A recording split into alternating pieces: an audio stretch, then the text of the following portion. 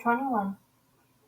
Now he looked up and saw the wealthy putting their gifts into the temple treasury. And he saw a poor widow putting in 2 lepta coins.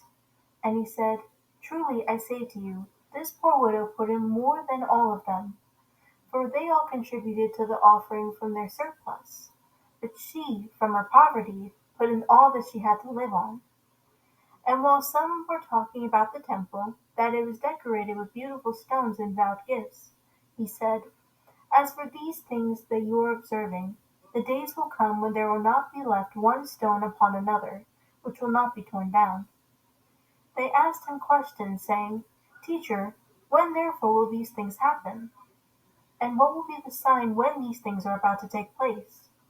And he said, See to it that you are not misled.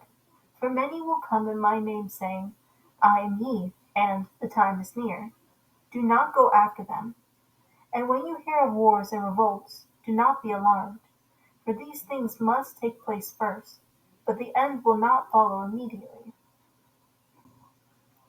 Then he continued by saying to them, Nation will rise against nation, and kingdom against kingdom, and there will be massive earthquakes in various places, plagues and famines, and there will be terrible sights and great signs from heaven.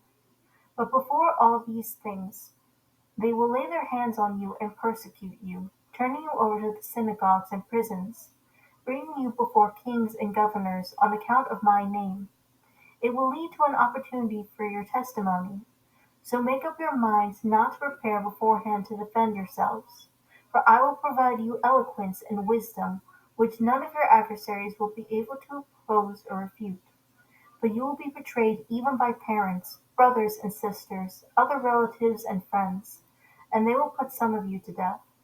And you will be hated by all people because of my name. And yet not a hair of your head will perish. By your endurance you will gain your lives. But when you see Jerusalem surrounded by armies, then recognize that her desolation is near. Then those who are in Judea must flee to the mountains, and those who are inside the city must leave, and those who are in the country must not enter the city, because these are the days of punishment, so that all things which have been written will be fulfilled.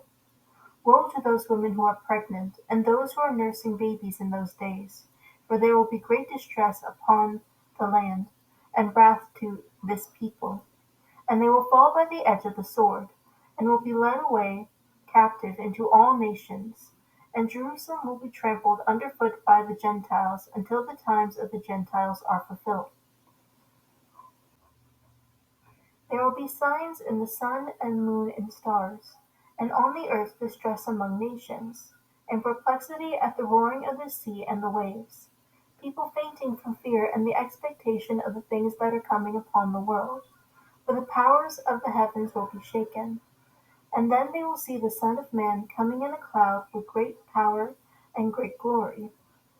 But when these things begin to take place, straighten up and lift up your heads, because your redemption is drawing near. And he told them a parable. Look at the fig tree and all the trees. As soon as they put forth leaves, you see for yourselves and know that summer is near. So you too, when you see these things happening, recognize that the kingdom of Yahweh is near. Truly I say to you, this generation will not pass away until all things take place. Heaven and earth will pass away, but my words will not pass away.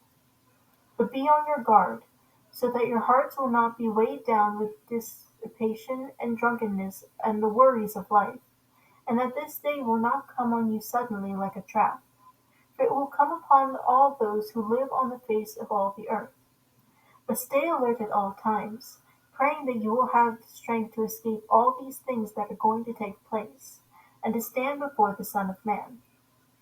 Now during the day he was teaching in the temple, but at evening he would go out and spend the night on the mountain that is called Olive.